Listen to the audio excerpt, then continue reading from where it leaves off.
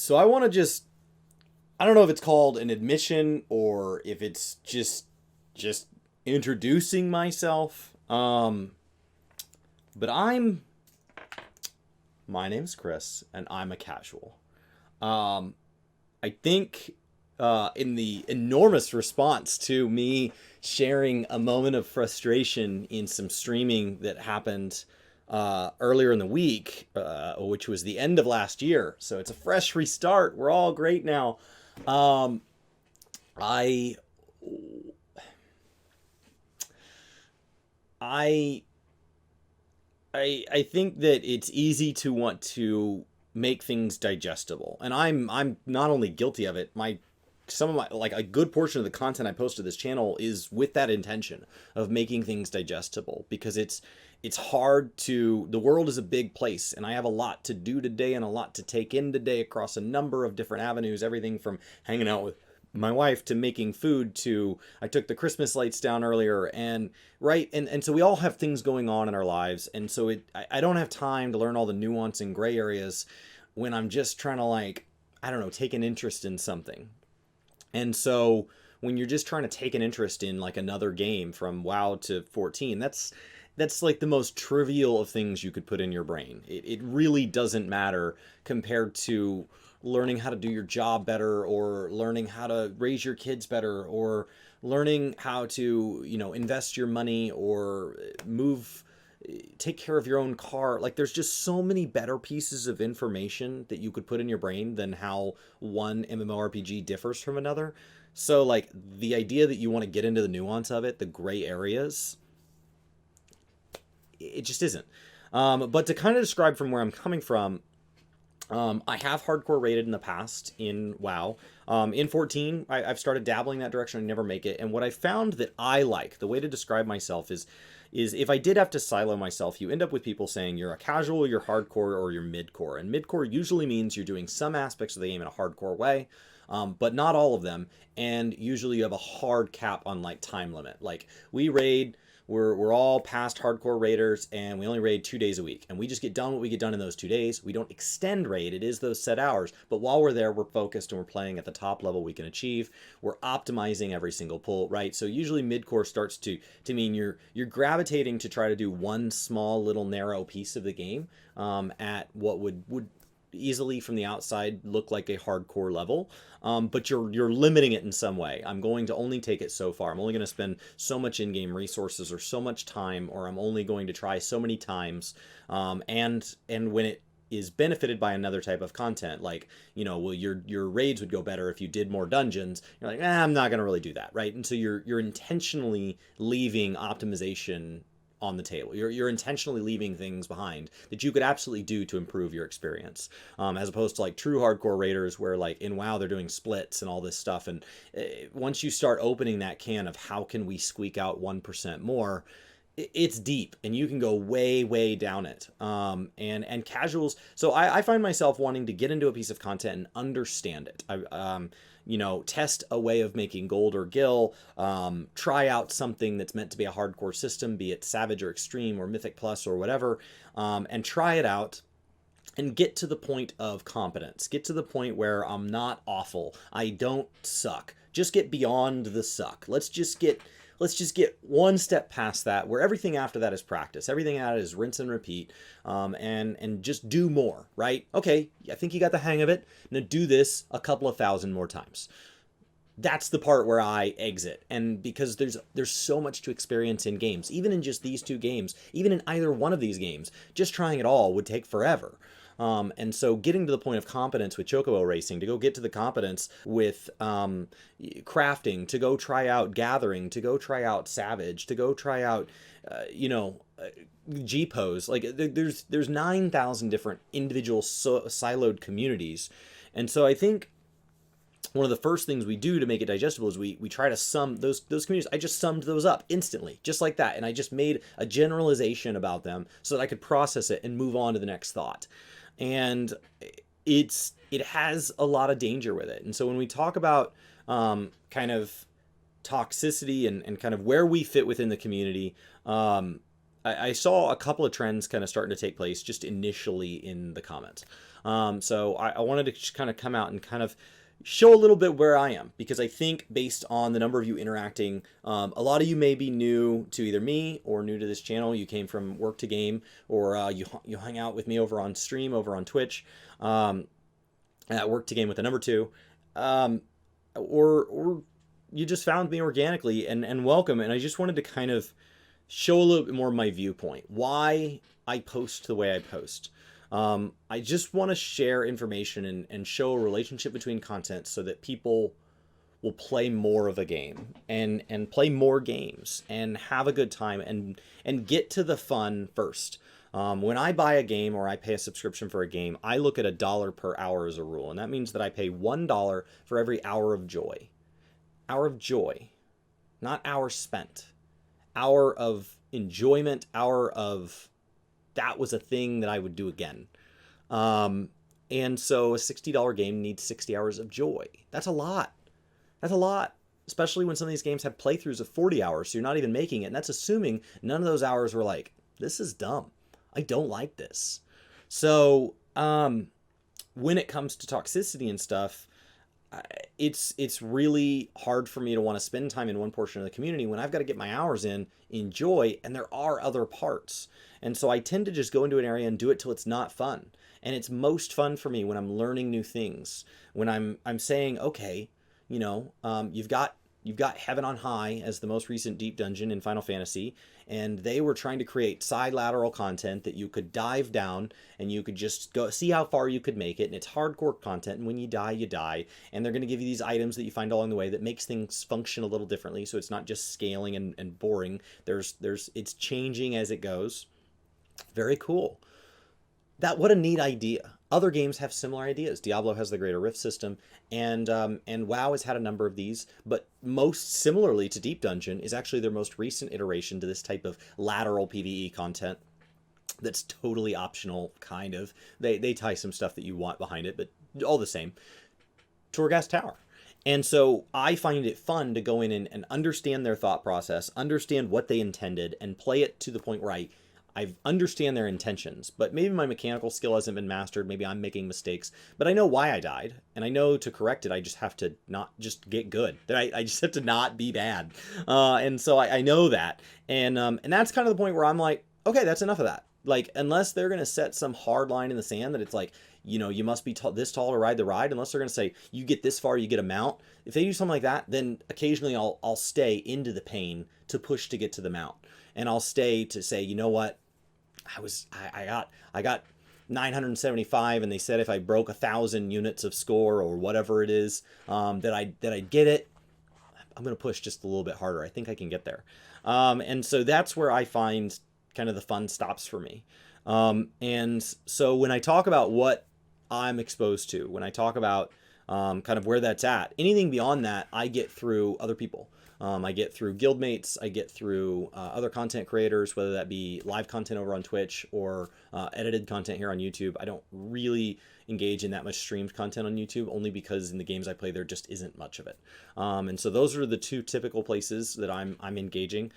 Discords, Reddit posts, things like that. That's typically where I'm learning kind of how people who play differently than me or feel differently than me are experiencing the game beyond just the limited way that I experience it, right? I only have so many hours in a week to game.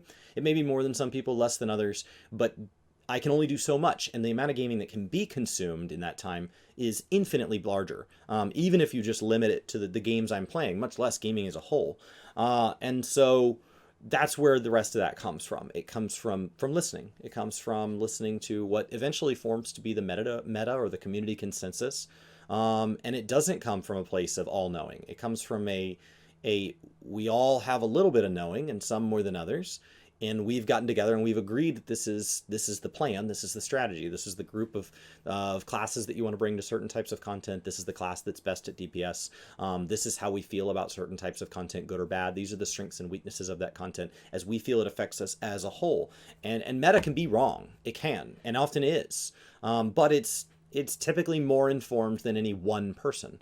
And so it's easy to want to rely on, at least partially, because it's like, well, mostly right about a lot more information than I have is better than me taking a stab at being right on the limited information I have. And so that's why we tend to bank on meta. That's why we tend to follow bandwagon trends, because it's easier than going and trying to become an expert on every single thing in every single game, every single moment of every single patch of every single, because games are all service games now. Even things that come out and are supposed to be, you pay once and you get a finite amount of content, they're not complete on launch. So everything's a service game, whether it's presented as such or not, and whether you're paying for that service or not, and whether you get it or not. Every game is now, it's a never-ending story of it launched in this state, and if you started playing 6 months later, you had a different experience. That's where we're at in gaming. Whether you like it or not, that's what's going on with most titles that hit the market, even from beloved and trusted creators like CD Projekt Red. So that's just where we're at. And so, like, when it comes to toxicity, I just wanted to kind of just ramble for a bit and share a bit more about kind of where my mind comes from. I know that compared to the expert in any one thing I touch, I am a filthy, filthy casual. I'm a nobody. I know nothing.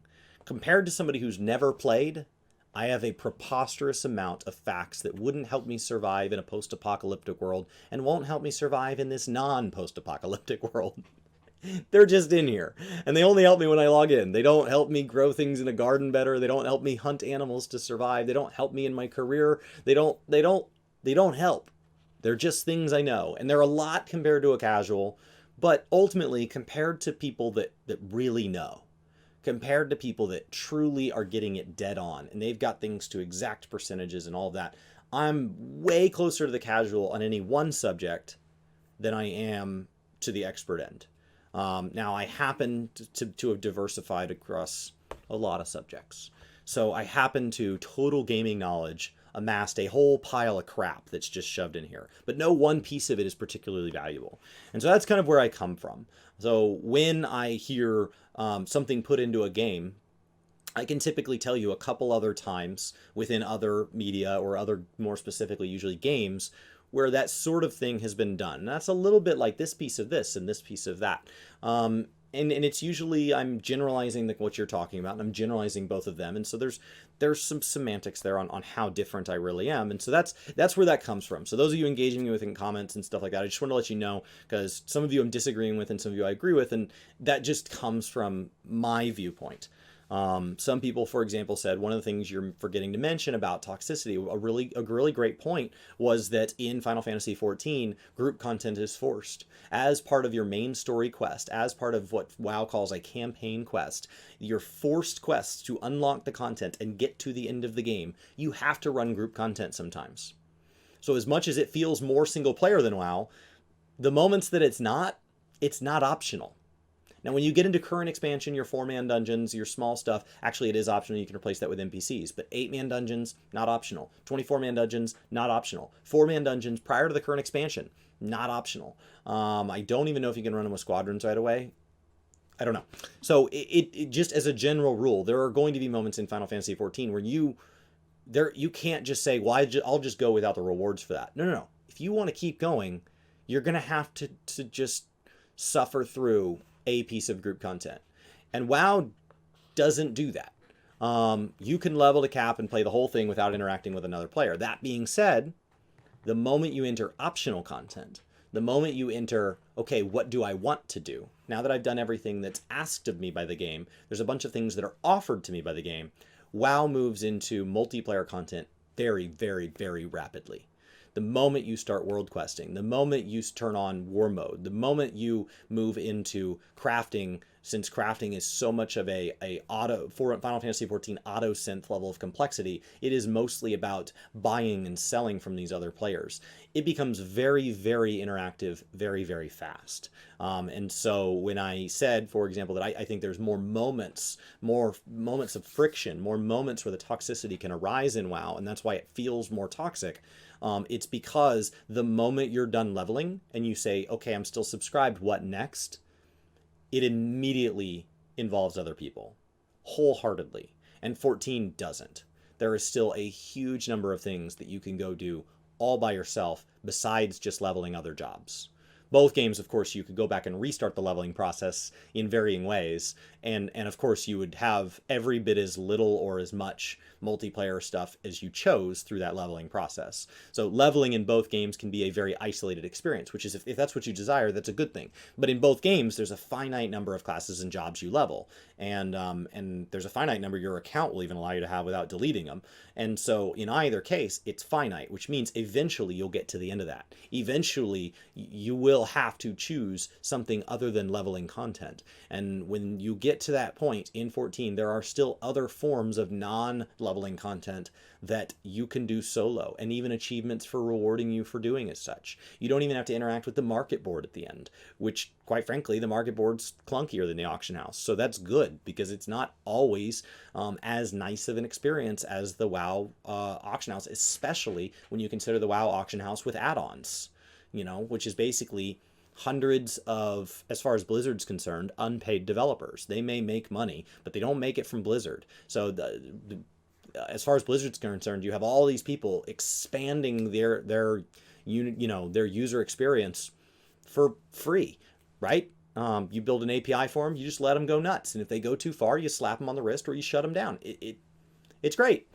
It has its own problems, but once again, we're opening up another can. So I just wanted to kind of share where I'm coming from, and that I am a casual. I don't typically clear Savage Heroic content or above unless I just want to taste it. So I'll come in and I'll do one tier of Savage or one tier of Extreme, or I'll come in and do one round of Heroic raiding, because I'll go and do 1 week of following through a group and standing in for somebody, and I'll do some Mythic Plus, right, to get a feel for it with static people that I know and can control that experience, because Mythic Plus with randoms is just not something that I think I will take joy in. I might do a ranked battleground, but most of it's going to be an unranked. In 14, I may go level a job to cap, but I don't have them all to cap. So like there is a lot that like I just taste a little of everything. And so I just wanted to kind of get that out there as I start to produce more content, as I start to share more of my opinions, and you guys share yours back. When I agree with you or when I disagree, it's just coming from my point of view. And I like listening and I like engaging. And I just wanted to kind of let you know that that's okay. And I think wherever you're at, whether you're more casual than me or less, or you're more casual in more things, or you're less casual but in less things, or any point across the spectrum. Really, the point that I think the toxicity video that I put out would need to make, the ideal, if I'd had a plan, if I'd had a script and I wasn't just spouting into the camera, I think that the point to make is that it shouldn't matter. As long as you're not actively hurting someone else's experience, right? It shouldn't matter. And by that, I mean somebody who didn't ask for it. When you talk about world PvP and they turned on war mode and you're ganking them, they chose that. But like when somebody is just trying to mind their own business, when they're just trying to play their game their way, you didn't join a group and say, I'm just not going to DPS. That's my way of enjoying it. You're making that like as long as you're not actively going out there to do something that could be seen as griefing, trolling, somehow or otherwise ruining someone else's experience. As long as you're not making the community actively worse, you should be allowed to do whatever you want. Doesn't bother me. The terms of service mostly says that. It mostly says, don't be a jerk. It mostly says, don't cheat someone else's progress. Don't ruin someone else's progress. Don't risk the stability of the game. Don't cheat the developers out of something if they choose to sell an ad service of some kind. Ad service being additional service, not necessarily advertising service. I realize those words kind of get used differently. So don't make things worse. And honestly, I don't care. It's gaming. It should just be making your life better. So if you say, you know what, I don't like group content, so I avoid it where possible, great. If you say, oh, I just like crafting, great. If you say I like story and nothing else, or I don't like story, I like everything else, great. Like I don't care. That's awesome. You like what you like, and much like somebody who likes wine that happens to be cheaper than another wine, like great. Like it's your thing. Like you're not making me drink it, right? And I honestly don't feel that differently out here in the real world. Like if what you're doing doesn't impact the way I live my life and doesn't impact the way that other people live their lives, yeah, I don't care. I don't care. You do you. Now we need to think that all the way down the line, right? So just because you think it doesn't interact with somebody, but then it really does, okay, well, that's different. But like, as long as it truly and honestly doesn't matter to the world at large, I don't really care. I may not agree with it. I may not choose to play the game the same way. I may not choose to live my life the same way, but I don't think I should do anything about it. Right? I chose my way, you choose yours. That's awesome. And so when it comes to toxicity in these games, that's really where most of my rub comes from. When somebody out there is ruining someone else's experience, that's where I really struggle. When somebody out there has gone out of their way to make their day possibly on the high end 1% better, to make somebody else's day on the low end 1% worse, there's probably not even a net gain there. They're probably making their day 0.5% better. They were in a bad mood. They're still in a bad mood. And this other person went from being in a good mood to being in a bad mood. Odds are the universe as a whole is worse off. That's where I draw an issue. And I think that WoW has more opportunities to do it, but I think both games can be very, very guilty of it. And I think all games can be very, very guilty of it. Some genres have moved to fostering it. They've given it more breeding grounds than others. Some developers have given it more breeding grounds than others. Some communities have given it more than others. I don't think necessarily communities are where we have the most control. It's too anonymous of a thing. And I think content creators as a result, it's hard to, I think many times content creators are just a percentage of the population that chooses to generate content. And so that percentage represents a portion of the community. And that community then, of course, that portion latches on to the creators that align with them. And so I think trying to just shut down the content creator that's putting out toxic content or encouraging toxic community engagement, I think that's not necessarily the answer, because that community existed with or without them. You're just seeing the person. So it would just be replaced by another person, or you're just pushing them into the shadows to just go be toxic where we don't engage. So like, I think it's more of a symptom, and that's not to write communities or content creators some blank check to just go be jerks. That's not at all what I'm trying to say. But I am trying to say, like, we need to stop and ask, is this person an isolated thing, or are they coming out of an aspect of the community that agrees with this, that it feels this same way?